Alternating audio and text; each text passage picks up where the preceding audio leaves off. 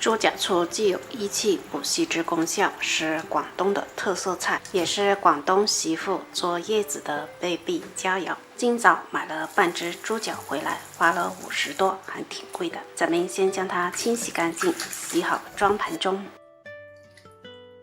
冷水上锅，来点料酒、七星，来几片姜，大火煮开后焯水1分钟，将表面的浮沫撇去。捞出过冷水，再次清洗干净，洗好装盘中备用。接下来咱们准备2块黄姜，用刀刮去外皮，切成小块，再用刀拍至裂开。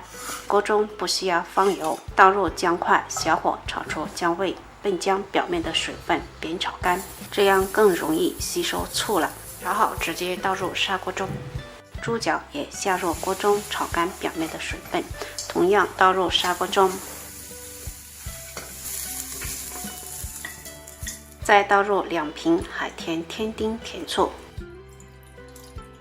盖上盖子，大火煮开后转中火煲40分钟。趁这个时间煮几个鸡蛋，冷水下锅煮上5-6分钟后，捞出过凉水，再剥去外壳装碗备用。